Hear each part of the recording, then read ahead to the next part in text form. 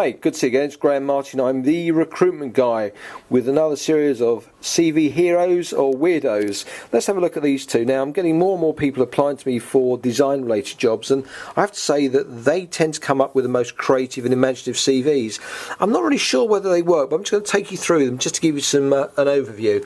Clearly, I've taken the lady's name out at the top, but rather than break it into chunks horizontally, what this person has done is kind of a timeline.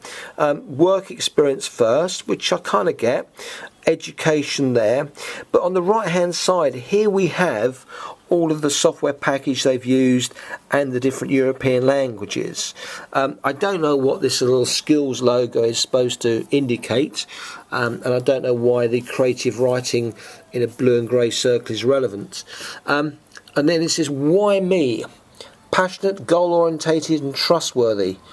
Your resistance is a sign that your resistance is a sign that your system is reconfiguring itself towards success. Now, I'm suggesting, and I'm not being out of order here, that we've got to make sure that whoever's writing CVs is using the appropriate language for the country that we're applying for the job in.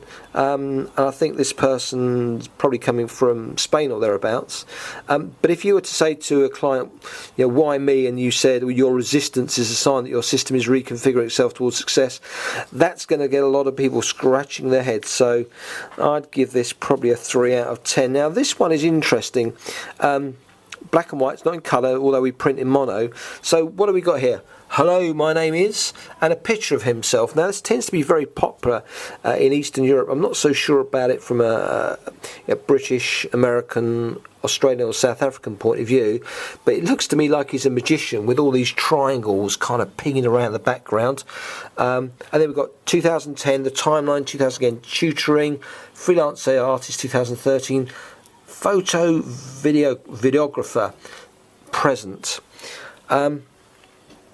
And we're not really getting much of an idea about what they can do. This about me, as I've said before, is confusing.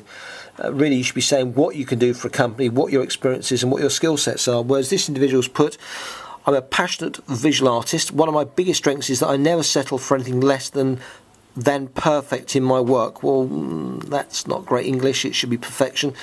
I'm always looking forward to acquiring new skills, which works great with my ability to learn very quickly. I love working with people and am an efficient worker, not an efficient worker.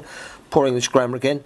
I'm a strong believer that pleasure in the job puts perfection in the work. Well, maybe this person expects to do 100 out of 100 in everything, but quite frankly, a lot of the time, 90% is good enough. Let's get out of the door. There's a deadline. So about me, education, experience, and then again the software skills, professional skills. Are personal skills, is dedicated to personal skill, is motivated to skill? I think it's a mindset, and of course it's very subjective, isn't it? Productive, it's a subjective view. Well, to what level of production? And then of course it's a 2-page document, so I flip it over and it's black. I mean, to be fair, we didn't print it black and white, this came to me via the post, and then he's got his name on the back. That's it. I mean, I always talk about 2 pages rather than 3, but certainly these individuals have not actually used 2 pages. They've done 1 and 1 only. So I'm going to suggest that 3 out of 10 for this, probably 4 out of 10, but really I'd be losing the David Copperfield, David Blaine magician look, quite frankly. Maybe I'm old-fashioned, but I think that we want clarity more than style, more than anything else. So that's it. That's enough from me, Graham Martin, the recruitment guy, saying goodbye.